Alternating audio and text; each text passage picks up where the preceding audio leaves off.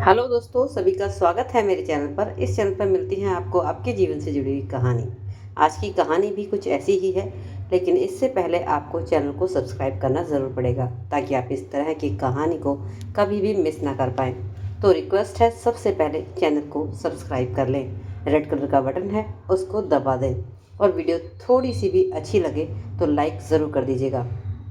चलिए फिर आज की कहानी को शुरू कर लेते हैं। मेरा नाम मीनू है। मैं बिल्कुल अकेली हो गई थी क्योंकि मेरे माँ बाप का देहांत बचपन में ही हो चुका था। इसलिए मुझे पड़ोस में रहने वाले एक अंकल ने अपने पास रख लिया। उन्होंने ही मुझे पाल पोस कर बड़ा किया। उन्होंने मुझे अपनी बेटी की तरह रखा। धीरे धीरे मैं बड़ी हो गई। उनका घर बहुत बड़ा था और बहुत ही खूबसूरत था, लेकिन बस एक बात अजीब थी। पूरे घर में वह अकेले ही थे। उनके साथ कोई नहीं रहा करता था और न ही मैंने कभी हिम्मत की पूछने की कि आपका परिवार कहाँ है। लेकिन उनकी मुझ पर बहुत एहसान थे और मैं ये सब पूछकर उनके एहसानों को छोटा नहीं करना चाहती थी। उन्होंने हमेशा मेरा बहुत ख्याल रखा। जो भी चीज़ मुझे चाहिए होती थी, कपड़े, पैसे, खाने पीने की चीज़, सब मुझे आसानी से मिल जाया करती थी। उस घर में मेरे अलावा और अंकल के अलावा 2 नौकर और भी थे। यह इतना बड़ा घर था कि मैं जब चाहूँ जहाँ चाहूँ घूम सकूँ। लेकिन इस घर में ही एक ऐसा स्टोर रूम था जिसमें जाने के लिए किसी को भी इजाज़त नहीं थी। अंकल ने मुझे खास तौर से उस स्टोर की तरफ जाने से मना किया था। स्टोर ऊपर वाली मंजिल पर था। मैं कई बार सोचती थी कि आखिर ऐसा उस शोरूम में क्या है जो अंकल मुझे वहाँ जाने से मना करते हैं। मेरी जिज्ञासा और बढ़ रही थी। इसलिए एक दिन मैंने कहा, अंकल मुझे ऊपर कमरे की सफाई करनी है। कहने लगे, कर लो, लेकिन उस स्टोर रूम की तरफ बिल्कुल भी मत जाना। मैंने उनसे कभी नहीं पूछा था कि स्टोर रूम में मुझे जाने से क्यों मना करते हैं, क्योंकि मैं समझ चुकी थी कि उनके मुझ पर बहुत से एहसान हैं और वह मुझ पर बहुत पूरी तरीके से भरोसा भी करते हैं और मैं उनका यह भरोसा तोड़ना नहीं चाहती थी। मुझे किसी भी चीज़ की कोई कमी ही नहीं थी। मैं जो जी चाहे खाती थी, जैसे जी चाहे उसी हिसाब से काम भी करती थी। फिर मुझे क्या मतलब था कि मैं उस शोरूम में जाकर पता करूं या फिर वहां ऐसा क्या है। मगर अंकल बहुत बार उस बिल्डिंग में ऊपर जाया करते थे, शायद उस कमरे में जाते थे। एक बार अंकल को किसी काम से बाहर जाना था। उन्होंने मुझे अपने पास बुलाया और कहा, मीनू बेटा, मुझे किसी काम से बाहर जाना है, और मुझे सारी चाबी पकड़ा कर कहा कि तुम्हें इस पूरे घर का बहुत अच्छे से ख्याल रखना है। बस तुम उस ऊपर वाले स्टोर रूम में मत जाना। अंकल ने मुझे बचपन से पाला था, इसलिए मुझ पर पूरा भरोसा था। इसलिए पूरा घर मुझे सौंप दिया था। मैं भी उनके भरोसे को नहीं तोड़ना चाहती थी। उनके जाने के बाद अब मैं घर में पूरी तरह से अकेली थी। अपनी मर्जी से जहाँ चाहे घूम सकती थी। लेकिन मेरे मन में ख्याल आया कि क्यों ना मैं अब घर में अकेली हूँ तो स्टोर रूम में जाकर देखूँ आखिर ऐसा क्या है। सोचती और फिर अपने मन को मार भी दे कर रह जाती कि कहीं अंकल को बात पता चली तो उन्हें कितना बुरा लगेगा।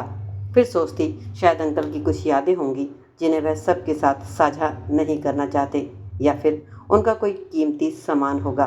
बस यही सोच सोचकर मैं रुक जाती।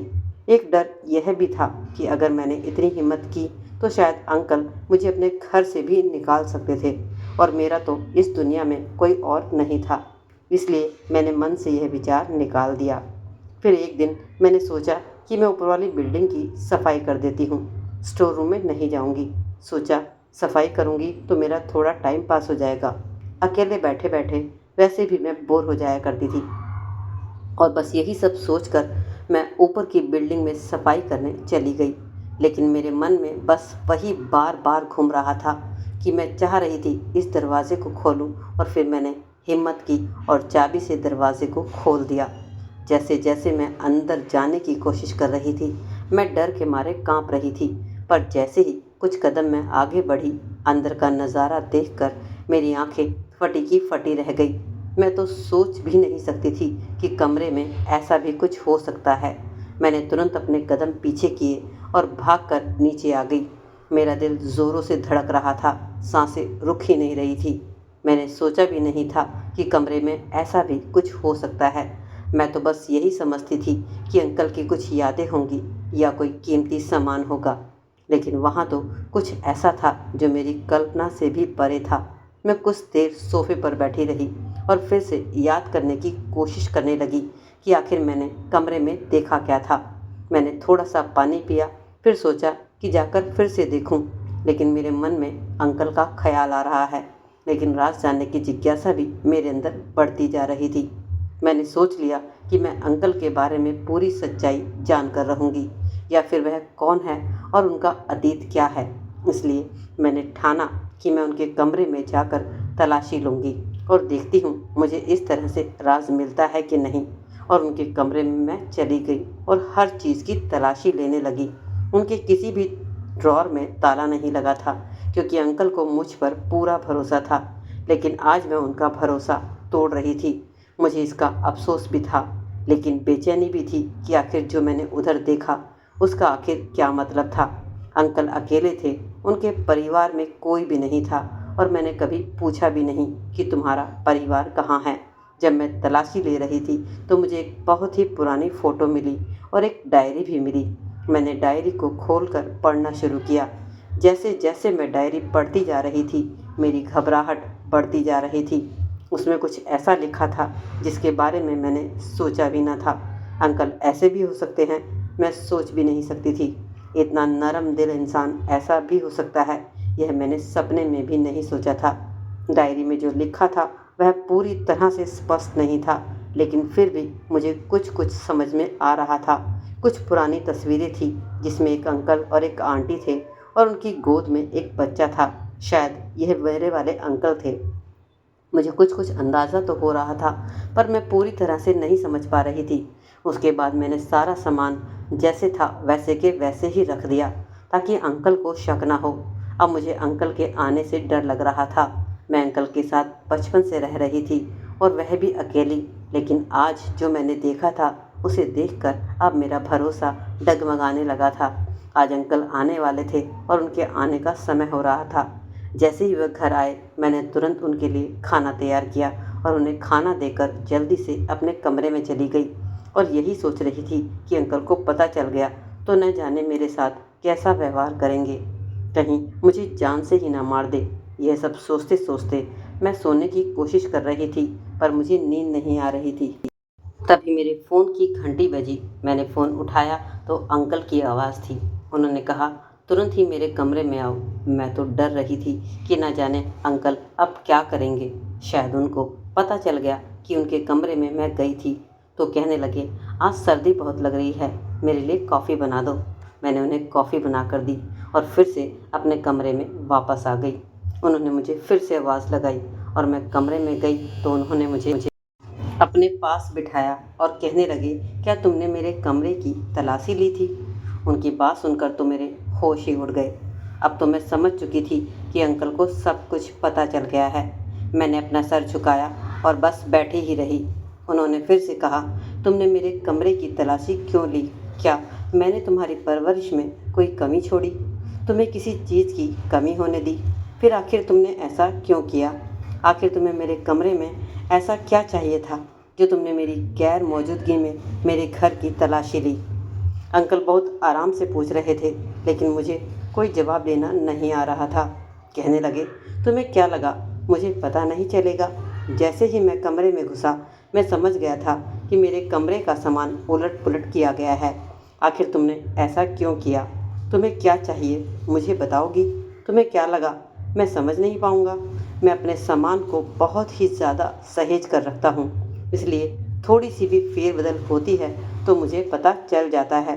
अब तुम जल्दी से ज़रा मुझे बताओ। अंकल बहुत गुस्से में थे, फिर भी बहुत नरमी से बात कर रहे थे। अब मैं उनसे कुछ नहीं छुपा सकती थी। फिर मैंने सब कुछ उन्हें बता दिया कि कैसे मैं ऊपर के स्टोर में गई, मैंने क्या देखा, और उसको जानने के लिए मैंने उनके कमरे की तलाशी ली। क्योंकि आपके कमरे की तलाशी के दौरान मुझे सिर्फ डायरी ही और कुछ फ़ोटो ही मिले, जिससे मैं बस उलझ कर रह गई। मुझे ज़्यादा कुछ समझ में नहीं आया। बस इतना समझ आया कि आपने ऐसा क्यों किया। क्या कोई आदमी किसी इंसान के साथ ऐसा भी कर सकता है? मैं आपके बहुत नेक और समझदार इंसान समझती थी, लेकिन अब मेरे मन में एक शक सा पैदा हो गया था। बस वही जानने के लिए मैंने आपके कमरे की तलाशी ली थी। लेकिन अंकल मेरे ऊपर गुस्सा नहीं किए।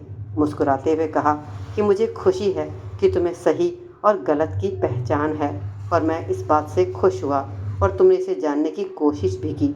लेकिन अगर तुम्हें सच जानना ही था तो तुम मुझसे सीधे भी बात कर सकती थी। मैं तुम्हें सब कुछ सच बता देता। तुम्हें तलाशी लेने की कोई ज़रूरत ही नहीं थी।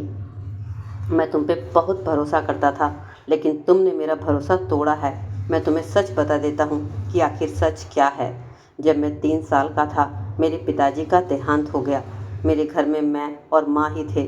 तभी पड़ोस के एक अंकल, जिन्होंने मुझे सहारा देने के लिए कहा, माँ से कहा कि तुम चाहो तो मुझसे शादी कर सकती हो।